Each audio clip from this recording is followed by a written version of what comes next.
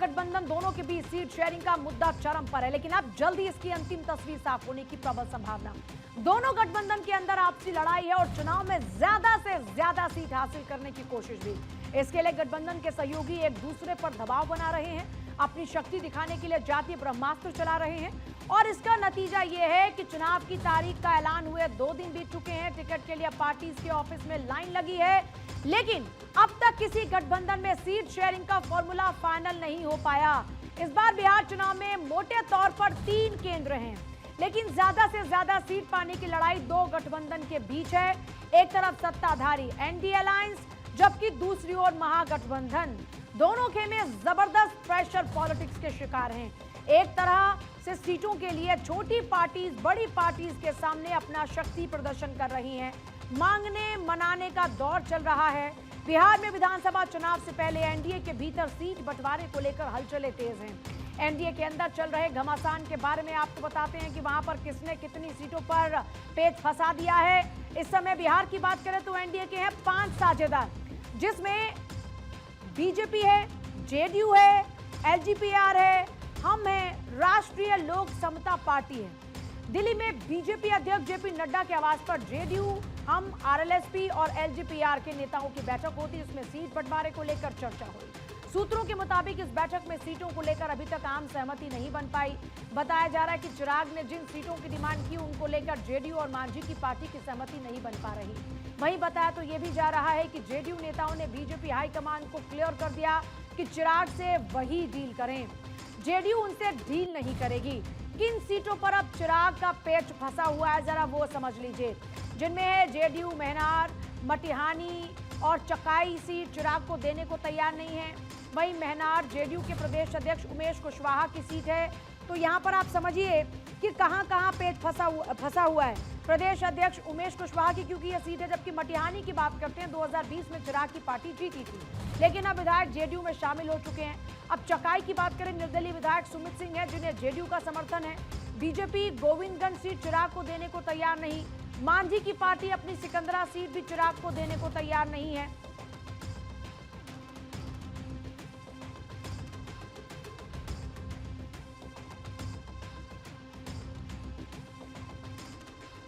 और आइए मेरे साथ मेरे 3 सहयोगी इस वक्त जुड़ रहे हैं, अक्षय, सर्वेश और गौरव। गौरव, हो चुकी है 8 घंटे की इस बैठक में निकल कर क्या आया?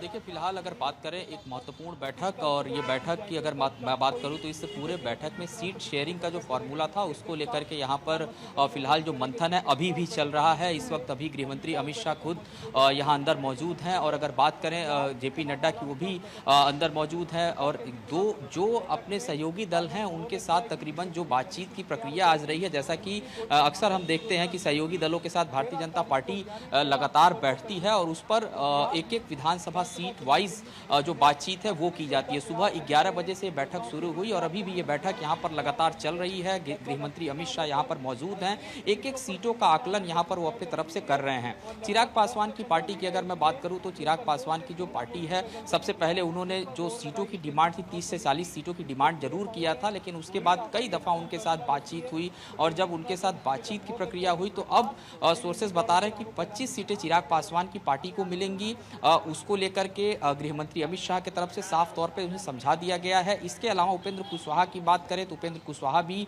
अब से थोड़ी देर पहले यहां से निकले हैं, उनके साथ भी जो बातचीत है वो हो चुकी है, यानी कि उनके साथ भी सीट शेयरिंग का जो फार्मूला है वो तय कर लिया गया है। इसके अलावा अगर हम बात करें जीतन राम मांझी की, तो जीतन राम मांझी जरूर 14 से 15 सीटों की डिमांड अपने तरफ से कर रहे थे, लेकिन 5 से 6 सीटें जीतन राम मांझी के खाते में भी जाएगी। और ये जो बैठक है इतना लंबा इसलिए चल रहा है क्योंकि इस पूरे, मैं आपके पास वापस लौट रही हूँ, लेकिन इस बीच ये बता दें कि सूत्रों के मुताबिक मिल रही जो जानकारी है उसमें चिराग वैसी सीटों पर दावा कर रहे हैं जहां पर उनके उम्मीदवार जीत पाए, जिससे सीटों का ये मामला एनडीए में फंसा हुआ है। बीजेपी ने जेडीयू से कहा कि चिराग से खुद डील करें। आरएलएम प्रमुख उपेंद्र कुशवाहा ने कहा कि मीडिया रिपोर्ट्स में जो यह दावा किया जा रहा है कि एनडीए के भीतर सीट बंटवारे पर अंतिम सहमति बन गई है।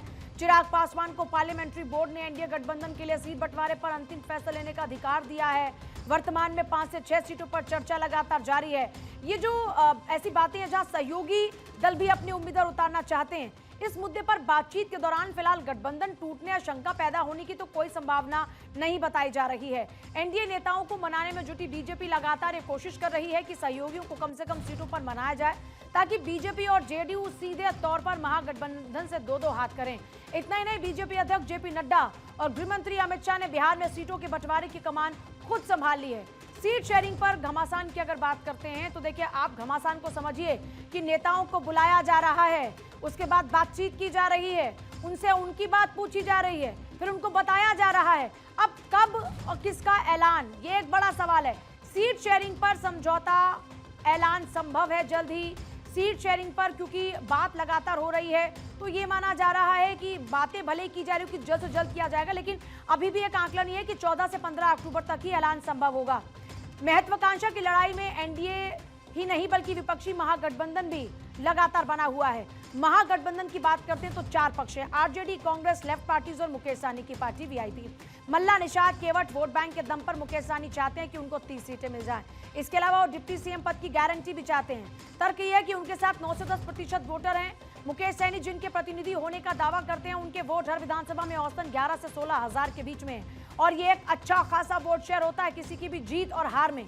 ये भी अपने दम पर अपने कैंडिडेट को जीतने की सामर्थ्य नहीं रखते, लेकिन चिराग की तरह ही दूसरी पार्टी को हराने की क्षमता इनमें है और ये बात तेजस्वी भी जानते हैं। इसलिए तेजस्वी ने लोकसभा चुनाव के फॉर्मूले के तहत सीट का ऑफर दिया। इस हिसाब से मुकेश सहनी को 18 सीट, कांग्रेस को 55, लेफ्ट पार्टी को 30 और बाकी बचे 130 सीटों पर आरजेडी खुद चुनाव लड़ना चाहती है। अब तक कांग्रेस सीटें मांग रही है 80, क्योंकि पिछले 3 दशकों से हाशिए पर रही कांग्रेस के लिए यह चुनाव बेहद महत्वपूर्ण है। अब तेजस्वी को कांग्रेस ने दे दिया अल्टीमेटम। 11 अक्टूबर की अगर बात करें तो देखिए, कांग्रेस उम्मीदवारों के नाम फाइनल सीसी की बैठक में मुहर लगेगी और ऐसे में अगर 12 तारीख की बात करते हैं तो सीट शेयरिंग पर सहमति का इंतजार है।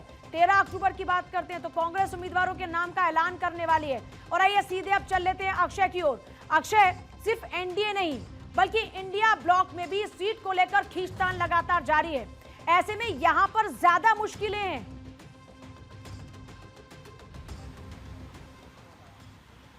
और देखिए पूजा, निश्चित रूप से मुश्किलें हैं और मुश्किलें जिस तरह से एनडीए के सामने हैं वैसे ही इंडिया गठबंधन के सामने भी हैं, क्योंकि कोई भी पार्टी हो, चाहे वो क्यों न मुकेश सहनी की पार्टी हो, आरजेडी और कांग्रेस तो एक बड़ी पार्टी है ही, इसके अलावा लेफ्ट पार्टीज भी, लेकिन मुकेश सहनी ने सबसे ज़्यादा पेच फंसाया हुआ है और उन्हीं की वजह से आरजेडी को कांग्रेस से समक्ष 3 जो डिप्टी सीएम का जो प्रस्ताव है वो रखना पड़ा है। लेकिन कांग्रेस उसे कहीं ना कहीं मुझे लगता है कि अलग अपने आप को रखना चाहती है, क्योंकि उनका मानना है कि जनता में गलत संदेश जाएगा, सत्ता लोलुपता है वो दिखेगी और वो जरूरी नहीं है। अब तेजस्वी यादव की मुलाकात राहुल गांधी और कांग्रेस से होनी है और मुलाकात के पीछे है अक्षय, क्योंकि अभी चर्चा चल रही थी कि तेजस्वी दिल्ली आ रहे हैं, यहाँ पर आकर मुलाकात करेंगे, तो फिर इस मुलाकात के मायने क्या और इस मुलाकात में क्या चर्चा रहने वाली है?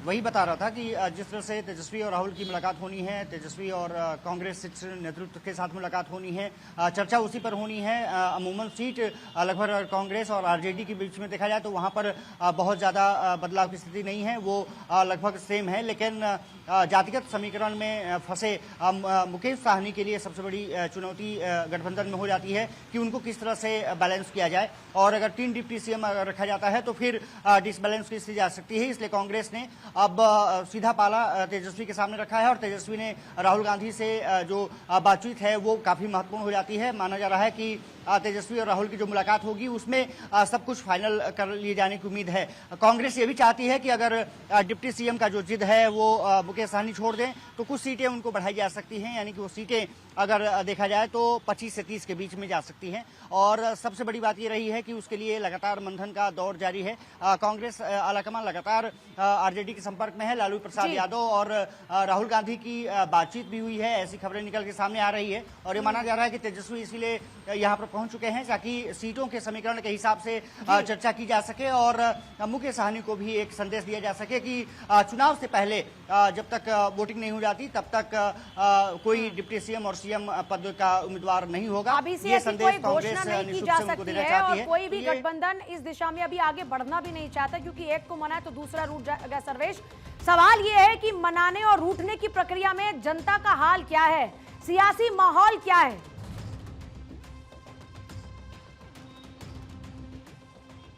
आपका सवाल मुझसे है। जी सर्वेश। देखिए, हालात बड़े दूभर हैं और निश्चित तौर पे देखिए मनाने और उठने का खेल चल रहा है। और एक तरह से कहा जाए तो एनडीए में जहां तक जब चिराग पासवान माने तो उपेंद्र कुशवाहा और जीतन राम मांझी ने अपने पत्ते नहीं खोले और सीधे तौर पे कह दिया कि सारे विकल्प खुले हुए हैं। कई सीटें ऐसी हैं जिसपे कहीं ना कहीं उपेंद्र कुशवाहा हों या फिर जीतन राम मांझी हों, उनको आपत्ति है। मखदूमपुर की सीट ऐसी सीट है जो एलजेपी के खाते में जा रही है, जिसपे कि जीतन राम मांझी का दावा है और वो सीधे तौर पे उस सीट को छोड़ना नहीं चाहते हैं। इसके अलावा कई और भी सीटें हैं, चाहे वो टेकारी की बात कर लें, इमामगंज की बात कर लें, अतरी की बात कर लें, सिंहेश्वर की बात कर लें, कुशेश्वर स्थान, ये तमाम ऐसी सीटें हैं जिस पे जीतन राम मांझी चाहते हैं कि उनका उम्मीदवार चुनाव लड़े। दरभंगा की गौड़ा बौराम, दरभंगा ग्रामीण की भी सीट वो चाहते हैं, महिषी की सीट वो चाहते हैं। अगर सहरसा की बात करें तो बख्तियारपुर एक विधानसभा है सहरसा में, वो सीट वो चाहते हैं। तो इस तरीके से तमाम वो सीट हैं जो चाहते हैं जीतन राम मांझी कि ये सीटें उनको मिले। और जिस तरीके से चिराग पासवान को एनडीए में तवज्जो दी जा रही है, उसको लेकर कहीं ना कहीं जीतन राम मांझी का दिल जो है वो कचोट रहा है। उनको लग रहा है कि उनको अंडर एस्टिमेट किया जा रहा है और यही वजह है कि अभी तक उन्होंने पत्ते अपने नहीं खोले। हालांकि जो सबसे बड़ी बात है कि आज उनको बुलाया गया था, आज वो गए हुए हैं, आज उनकी मुलाकात भी हुई है, लेकिन अभी तक उनका कोई भी बयान ऐसा नहीं आया है जो माना जाए कि वो एनडीए के पार्ट हैं या एनडीए में रहना चाहते हैं और एनडीए के जो फैसले हैं उससे वो खुश हैं। तो ऐसी परिस्थिति में देखने वाली बात होगी। आज की रात काफ़ी अहम है। जहां तक उपेंद्र कुशवाहा की बात है, वो भी दिनारा वगैरह कुछ ऐसी सीटें हैं रोहतास की जो वो चाहते हैं, महनार की सीट वो चाहते हैं। तो तमाम ऐसी सीटें हैं जो उपेंद्र कुशवाहा भी चाहते हैं और उनको लगता है कि वो सीटें वो आराम से निकाल पाएंगे। तो इसके लिए उपेंद्र कुशवाहा भी नाराज चल रहे हैं।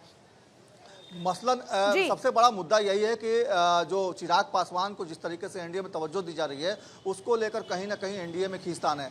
महागठबंधन की बात करें तो महागठबंधन में सीधे तौर पे कांग्रेस ने साफ कह दिया है कि मुकेश सहनी को 18 से 19 सीटों से ज़्यादा देने की ज़रूरत नहीं है। मुकेश सहनी अगर मानते हैं तो ठीक है, नहीं मानते हैं तो उनको छोड़ा भी जा सकता है। तो ये बात जब सामने आई तब से तेजस्वी यादव और आरजेडी के खेमे में बेचैनी है। राबड़ी आवास पे एक मीटिंग भी चल रही है इसको लेकर और कल लैंड फॉर जॉब मामले में सुनवाई भी है। तो तेजस्वी यादव आज ही जाने वाले थे दिल्ली, लेकिन आज वो नहीं जा पाए हैं। कल सुबह वो लोग यहाँ से निकलेंगे। तो एक तरह से कहा जाए तो कल जब वो वहाँ जाएंगे, दिल्ली जाएंगे, तो राहुल गांधी से उनकी मुलाकात होगी और वहाँ पे तमाम चीज़ों पर बातचीत होगी। आप तीनों का बहुत शुक्रिया जानकारी देने के लिए। आपको लेकर रसाकशी देखने को मिल रही है। और उस बीच दरभंगा के अलीनगर की बात करें तो वहां से विधायक मिश्री लाल यादव ने बीजेपी से इस्तीफा दे दिया। पार्टी की प्राथमिक जो सदस्यता है उसे इस्तीफा दे दिया है और तीखा हमला भी बोलना शुरू कर दिया। कहा कि बीजेपी में बने रहना संभव नहीं क्योंकि पार्टी में गरीबों पिछड़ों का कोई सम्मान नहीं। मिश्री लाल ने कहा कि अलीनगर विधानसभा सीट पर एनडीए गठबंधन की जीत पहली बार उनके कारण संभव हुई थी, लेकिन पार्टी ने उन्हें और उनके समाज को नजरअंदाज किया। अलीनगर में समाज के सबसे निचली पायदान पर रहने वाला व्यक्ति जब वहां चुनाव लड़ने के लिए गया तो वहां एनडीए का परचम लहराया। आज पिछड़ा दलितों का ही अपमान नहीं हो रहा है, मेरा भी अपमान हो रहा है। मेरे जैसे विधायक को भारतीय जनता पार्टी में स्वाभिमान बचना मुश्किल हो गया है। मैं आज बिहार प्रदेश भारतीय जनता पार्टी के अध्यक्ष को पत्र के माध्यम से और जाकर भी अपना इस्तीफा भारतीय जनता पार्टी और भारतीय जनता पार्टी की प्राथमिक सदस्यता से इस्तीफा कर दिया। और देखिए चुनाव में ये बहुत आम है। मिश्री लाल ने आगे ये कहा है कि मैं गरीब और संघर्षशील यादव परिवार से आता हूं। गरीबों की आवाज उठाना और उनके मान सम्मान की रक्षा करना मेरा धर्म है। बीजेपी में रहकर यह संभव नहीं था। 2024 में दरअसल मिश्री लाल चर्चा में आए थे। दरभंगा के अलीनगर से क्योंकि विधायक हैं वो, इस बार मिश्री लाल का टिकट कटना तय था। तो नीतीश सरकार गिराने की साजिश में 2024 में वो चर्चाओं में आए थे। जानकारी है सोर्सेज के हवाले से कि लंबे समय से वो नाराज चल रहे थे पार्टी में। बताया जा रहा है कि पार्टी इस बार अलीनगर सीट से लोक गायिका मैथिली ठाकुर को टिकट देने पर विचार कर रही थी, जिससे मिश्री लाल यादव असंतुष्ट थे और अब वो कह रहे हैं कि मेरा ही अपमान वहां पर हो रहा है।